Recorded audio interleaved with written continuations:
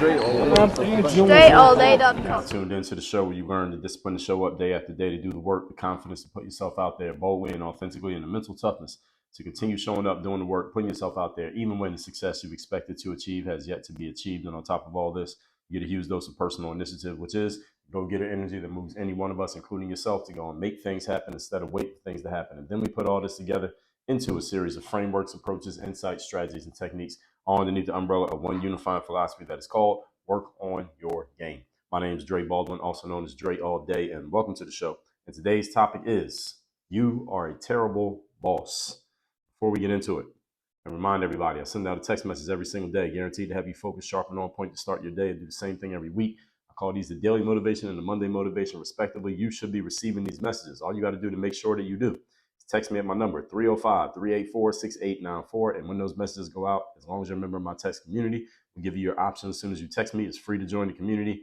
You'll be getting those messages. So it's free to get in. Just text me at my number, 305-384-6894. Secondly, Work on Your Game University. In the university, we have a 4-part framework based on mindset, strategy, systems, and accountability. Any of you who has ever wondered what it is like to be coached, what if Dre was my coach?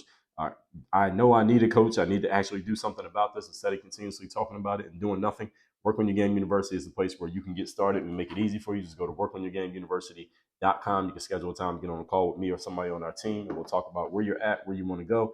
If we think we can help you and we feel like you'd be a good fit for what we're doing, then we'll tell you how that looks and how it will work. Again, workonyourgameuniversity.com. Yes, it is that simple. All that being said, let's get into today's topic, which is you are a terrible boss. Now, I have discussed bosses in many episodes of this show, most specifically in episode 2304, also episode 1465. If you haven't heard those, you can go to workonyourgamepodcast.com. Episode 2304, I explained to you why every organization must have a boss. And in episode number 1465, I explained how to be your own boss. Today's topic is about why you are doing a bad job of being your boss. Any of you who is a boss of, you have other people who you are a boss to, or you are just the boss of your, again, as I just explained, every one of us is the boss of our own organizations. Then I'm going to explain to you why your organization, whether that's you personally or your business, if you got people working for you, why your organization is not performing at the level that it should be. And I'm going to tell you the reason up front. I'm not even going to bury the lead. Reason is the boss is not doing their job, and that boss is you. All right, so I'm talking directly to you, boss, that the reason your organization is underperforming is because you are not doing your job. And today I'm going to hold you accountable to that and help you understand where you are coming up short so that possibly those plugs can get fixed, or possibly you at least know where those plugs need to get fixed, because you're probably not going to be able to go and fix it yourself just based on what you hear today. But you will at least know that they need to be fixed rather than being blind about the fact that there are holes in your process.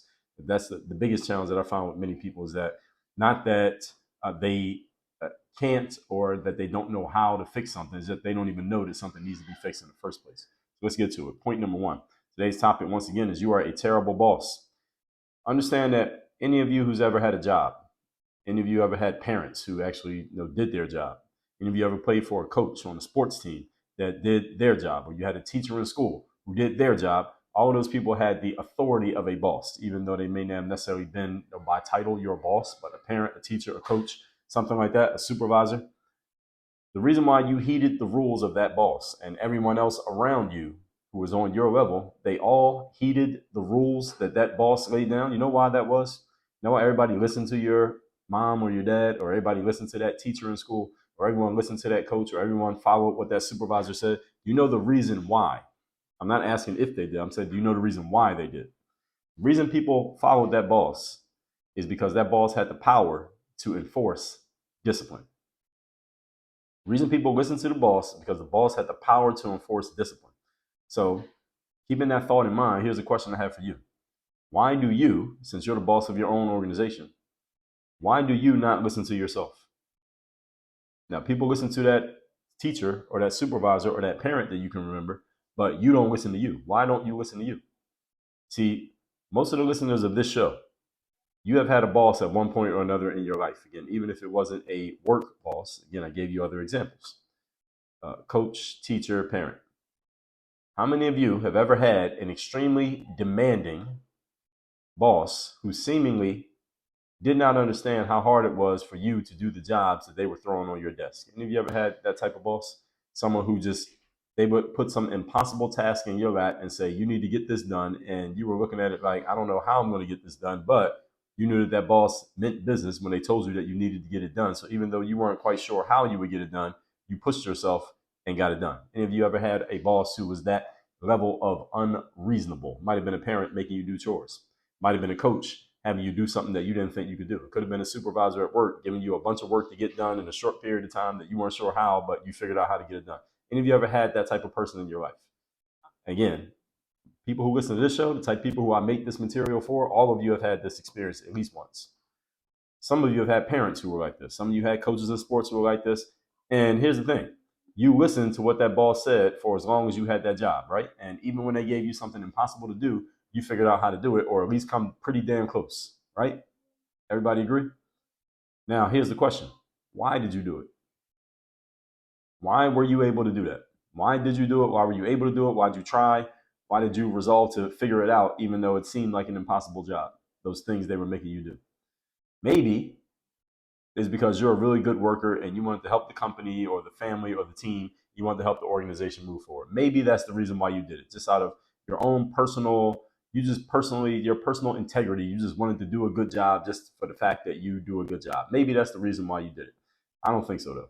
Maybe that's part of it, but I don't think that's the majority reason why you did it. Here's what I think. You want to know what I think? Main reason why you were able to do something like this? You listened to the boss even when you didn't want to, because you understood that if you didn't do what that boss told you to do, if you did not fulfill the task that was handed to you, that there would be consequences and repercussions for not following the instructions that were given to you. That's the reason why you did it. You knew there would be consequences and repercussions, and you did not want to have to deal with those consequences and repercussions. Therefore, you did what was told of you to do.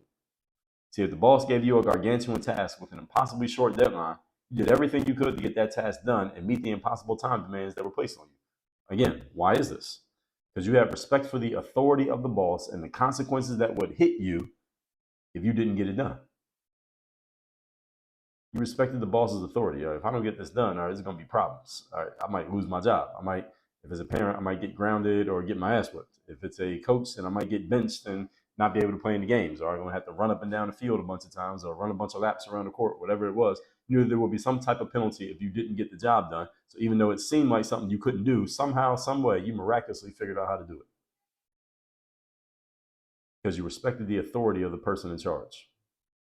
There's a lesson in all of this, folks. If you can look at this situation and then look at yourself and what you're doing with yourself right now. Let's move on to point number 2 while you think about that. Point number 2, today's topic, once again, is you are a terrible boss. Point number 2. What are the rules?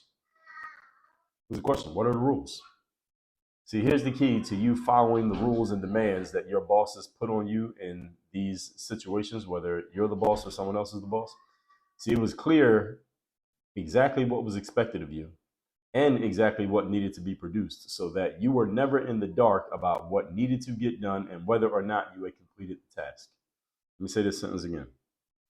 It was 100% clear what was expected of you and exactly what needed to be produced. It was measurable, it was binary, it was black and white.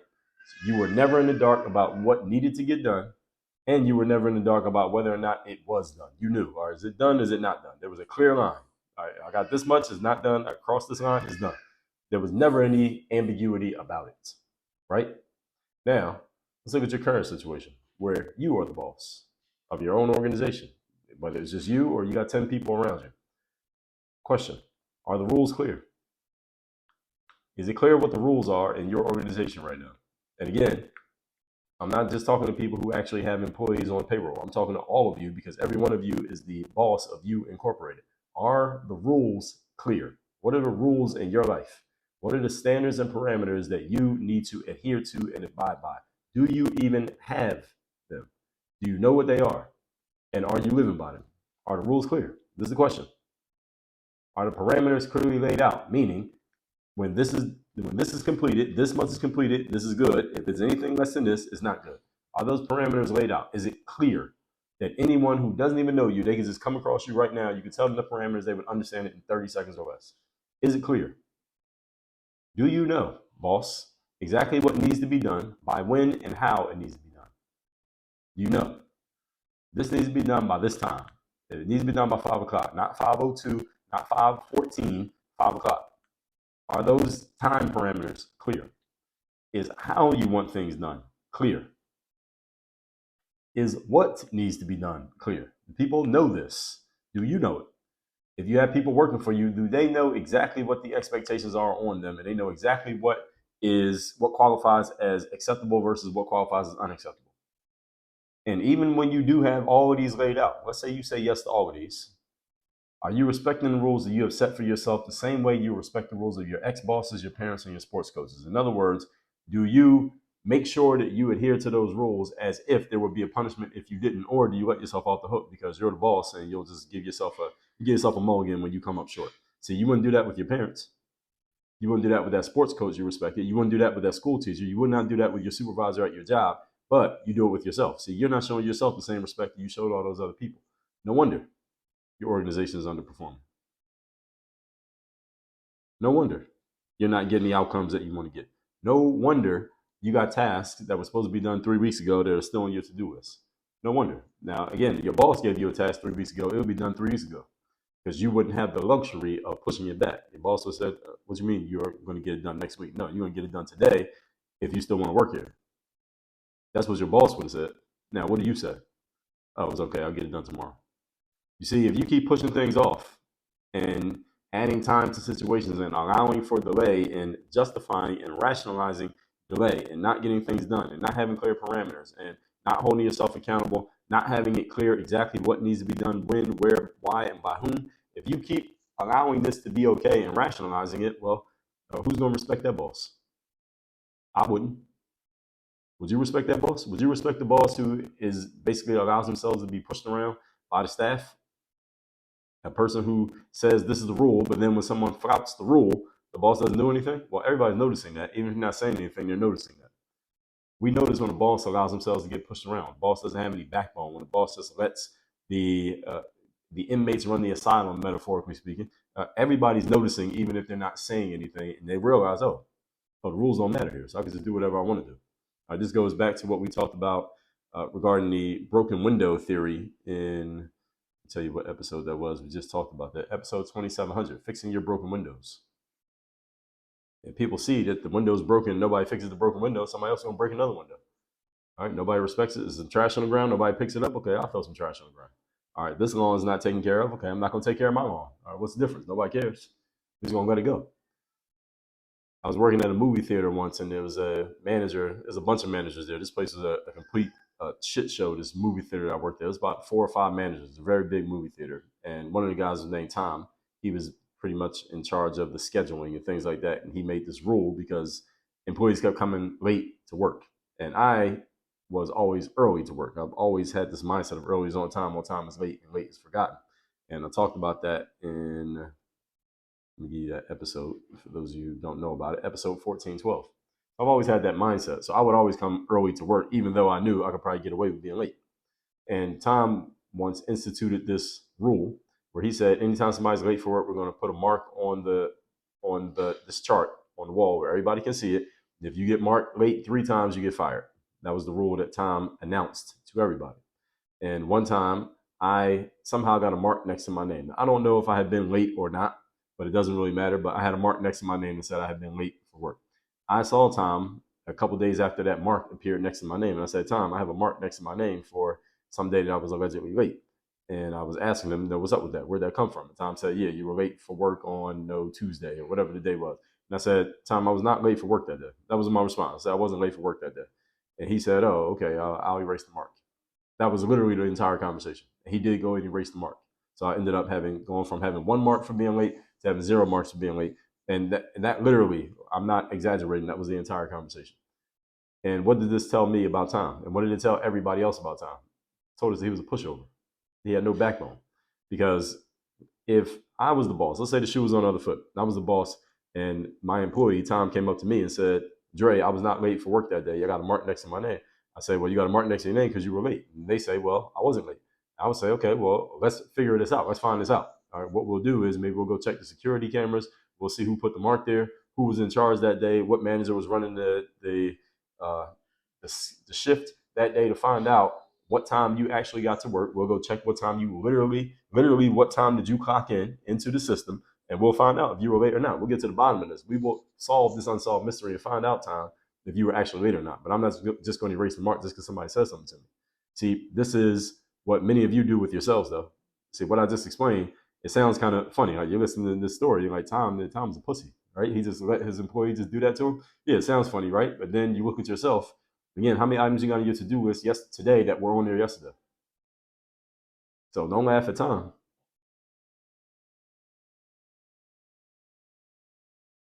Now leaving that pause in there, just like that. Don't edit that pause out. Leave it there, right there, because I want to leave time for you to marinate on that.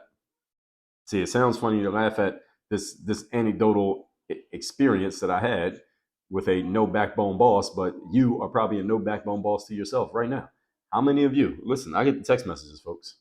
I got thousands of people in my text community. When someone comes into my text community, I ask everybody the same question. What's your biggest challenge right now? 70% of the time is something around procrastination, lack of persistence, lack of consistency, lack of follow through, lack of doing the things that you, quote unquote, know you need to do.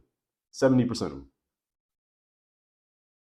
That is you not being a boss to yourself, or you just being a trashy boss to yourself. You being a no backbone, no balls, no accountability boss. And that's why your organization is not delivering. So yeah, again, it's funny when I tell you the story about somebody else doing it, but now I'm holding the mirror up to you. You realize you're laughing at yourself. Now, question. If you have all this stuff laid out, again, are you respecting the rules the same way you would to a boss that actually is going to hold you accountable? Not like my boss from the movie theater. All right, those bosses there were complete bums. That's why the movie theater was a shit show, and that's why that whole organization, that whole movie theater got taken over by a different company because they had poor management. Do you show yourself that same respect that you would to a boss that you actually respected, like one of your parents, a school teacher, a coach, a supervisor? In turn, is your staff showing you the same respect? Because see, if you demand and command that respect by the way you carry things, then they're going to show you respect. You only have to ask for it because they're going to see that you mean it. If I say anybody comes late to work, you're fired, and as soon as somebody comes to work late, they're fired on the spot, everybody gets the message. I worked at Foot Locker. I had a staff member. I was an assistant manager at this point.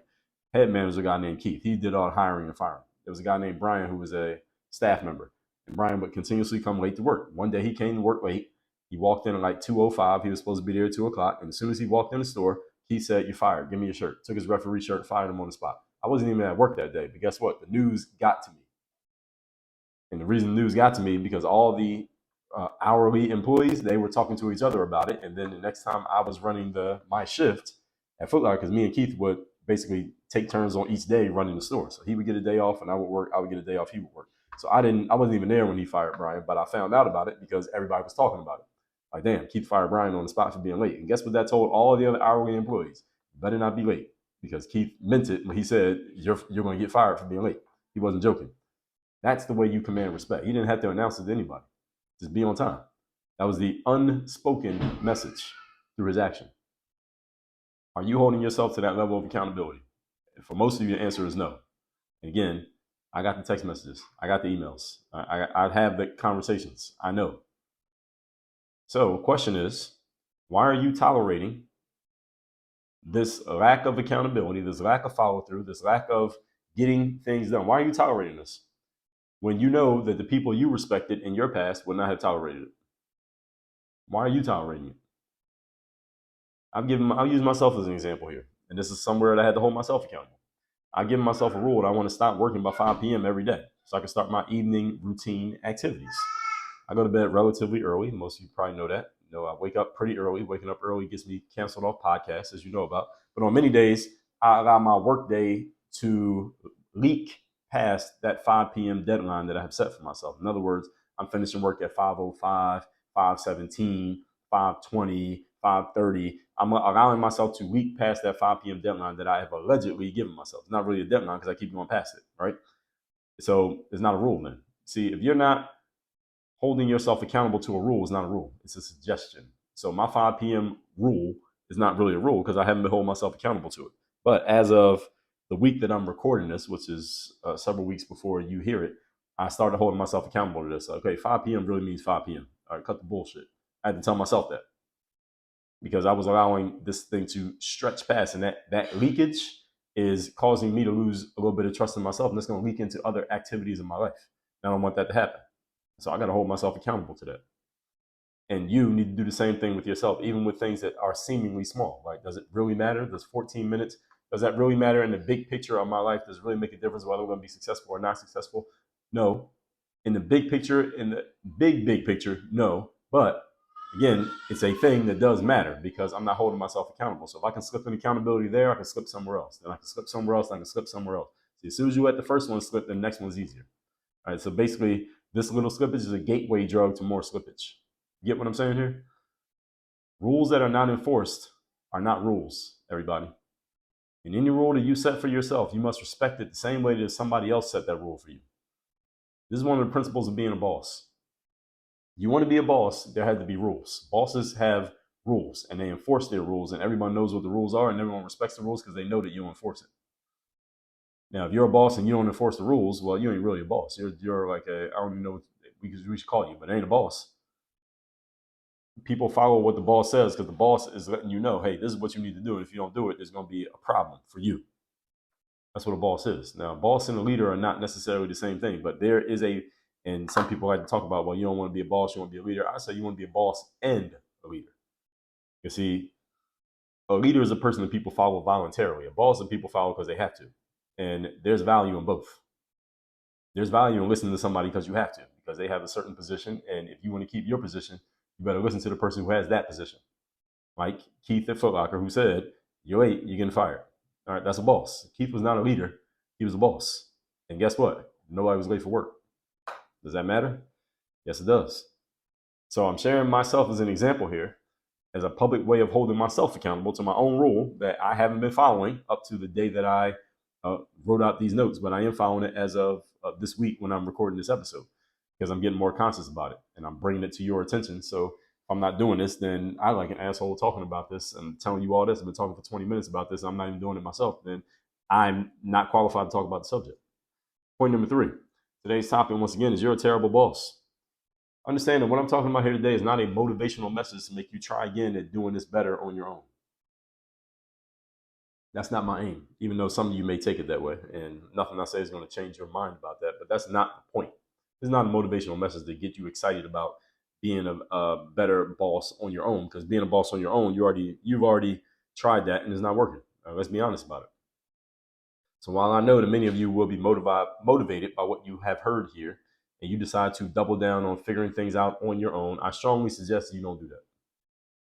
My expert suggestion is that you do not take what you hear on this show and say, okay, let me work harder at trying to figure things out on my own. Because again, I get the text messages, I get the emails, I get the DMs, I have the conversations. I've talked to enough people who go consume material, whether it be from audio, a YouTube video, a book, an article, a course, a conference that they attend, and they say, okay, now I got all this information, let me go implement and put all this information to work on my own. Most of them don't make much progress. They may make 1 or 2% forward movement, but not much. Not the kind of goals that I hear people talking about. Nobody gets anywhere close to that doing things on their own. Again, in my subjective experience, and I've had a lot of it, more than most of you who listen to the show. Talking to people who are talking about reaching goals. This is literally what I do for a living. So I have a lot more experience than most of you who are listening to this. So I know what I'm talking about. So I will tell you what I do think you should do. Now, if you're open to hearing that. While you don't necessarily need to fire yourself as a boss, you can still be the boss.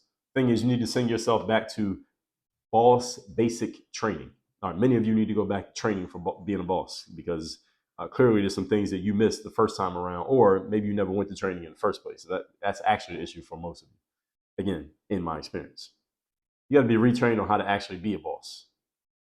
See, when you're a boss in an organization, they don't just hand you a label of boss and throw you out there to figure things out on your own. They don't do that in any organization. There's no organization in the world where you just walk in, you're a boss, and they say, all right, good luck, figure it out. Nobody does that. And there's no organization that never revisits your skill set or revisits your execution. All right. What actually happens, any long-time successful organization continually trains and retrains their leaders to make sure that the leaders stay on point and deliver at the level that they are expected to deliver at. Does everybody agree with this? Everybody agree with this? That any long-standing organization has been successful over an extended period of time. They never just throw someone into a boss role and say, good luck, hope you do well. They train and retrain you. They train you at the beginning, then they retrain you over and over and over again over the course of time to make sure that you stay on point doing what you're supposed to do in the organization. Any organization that fails to do that, they don't stay successful. They fall apart. Does everybody agree with this? Okay, so now that I've said that, now you understand why you shouldn't go and try to double down on doing things on your own. Right? Do you understand now? See, I have clients who work for corporations. See, not everybody who I work with is 100% entrepreneur, just start their own organization. I have clients who work in organizations, within organizations, and many of them, even those who are entrepreneurs, have experience working within organizations, and they will 100% co-sign what I just told you, that they get trained and retrained on how to do their jobs. And any corporation, you know what they do? They send their leadership, people who are already in leadership and people who are looking like they may be candidates for leadership. You know what they do with those people? Any of you who works in corporation, you know what they do. What do? They send you to events and conferences,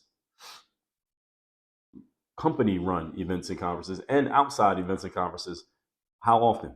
Every month, every quarter, every year. They send email after email. They ship physical materials to you. They make you get on Zoom calls. And what are they doing? They are training you on how to do the leadership job that they are either grooming you for or that they're already paying you for. True or not?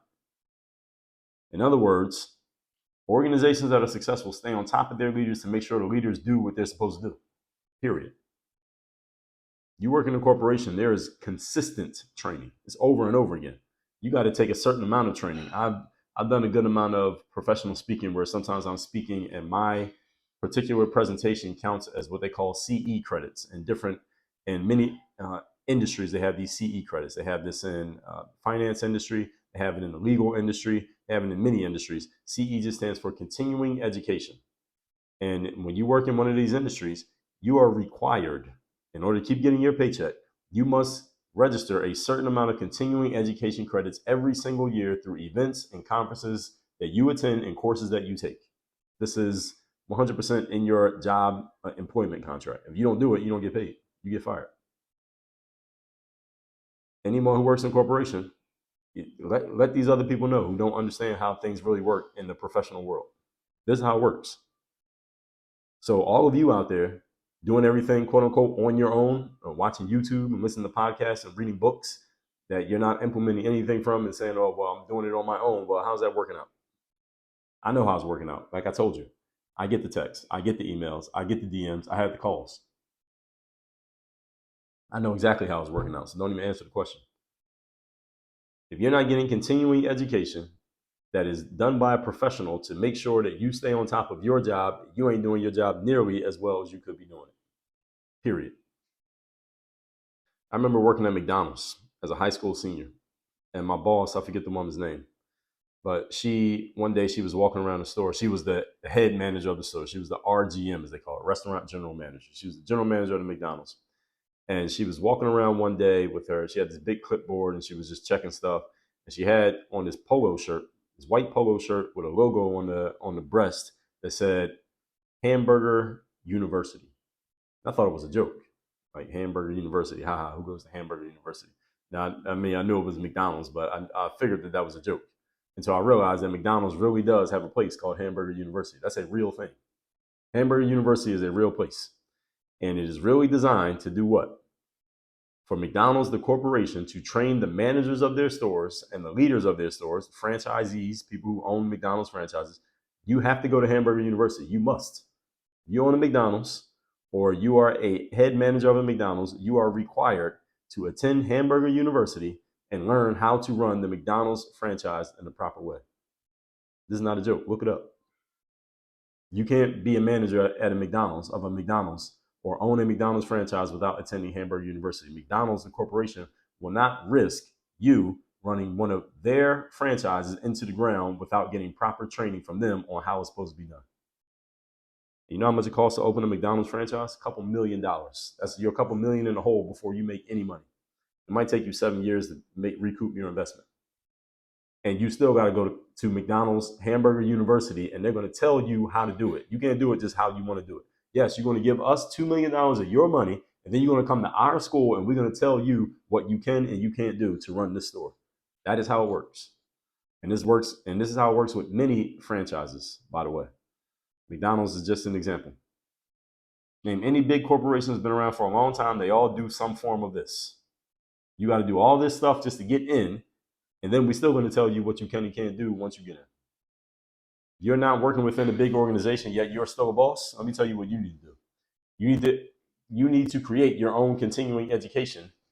And again, you need to be invested in this, folks. You need to invest in your continuing education, not I'm watching YouTube videos and listening to your podcast. Listen, I appreciate you watching my YouTube, listening to my podcast, but even I have a bunch of videos on YouTube and a bunch of episodes on this show. I still invest in my personal and professional development. I invest over 50 grand a year in personal and professional development. In 2024, I want to take that number up to 100 grand in personal and professional development.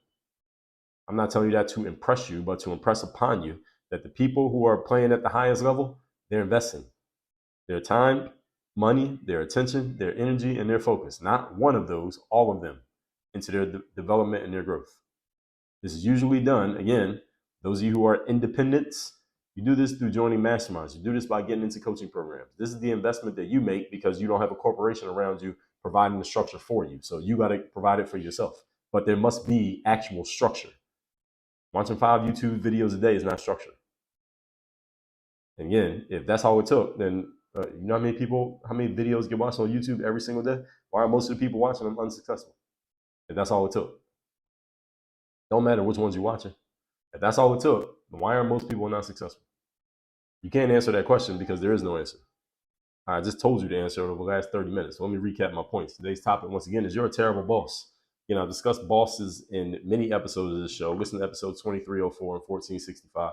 Then I'm going to tell you why your organization is not performing at the level that it should be. And the reason is the boss is not doing their job. And that would be you. Point number 1, bosses' rules are heated because they have the power to enforce discipline. The only reason anybody doesn't listen to a boss is because they don't believe the rules are going to be enforced. Number 2, what are the rules? All right, people should know what the rules are. They should be very clear. Parameters clearly laid out. People should know exactly what needs to be done by when and how. Even when you have these laid out, you got to make sure you are following your own rules. If you're not following rules for yourself, holding yourself accountable to things you tell yourself you're going to do, regardless of whether or not anybody else knows about it, you have no authority to hold anybody else accountable. Number 3, this is not a motivational message to tell you to go do it on your own or double down on trying to figure it out on your own. You already tried to figure it out on your own, and you are here. You're you right now. Trying to figure it out on your own has made you into who you are right now. All right, is this the person that you expected you be by this point? And listen, I'm not saying this to try to make you feel bad. I'm saying it to hold a mirror up to you. All right, this is what it's supposed to be. All right, even if this makes you uncomfortable, it's supposed to. If you want to be comfortable, then you don't need to have goals. Take all your goals and throw them in the trash if you want to be comfortable. If you want to go to a higher level, you need to be uncomfortable. It's my job to make you uncomfortable. And it's your job to do something about that discomfort besides rationalizing it and telling yourself that it's okay. And again, let me say again, I get the emails, I get the texts, I have the conversations, I read the DMs. Right, so I know what most people do. So the whole point here is, folks, every large organization, any corporation you can name, they train and retrain their leaders on how to be leaders and how to do it the right way. If you are an independent, you are not working within the confines of an organization where they provide the training structure for you. You need to be providing it for yourself. I mean, you need to be financially investing in getting training for yourself so you can go to a higher level.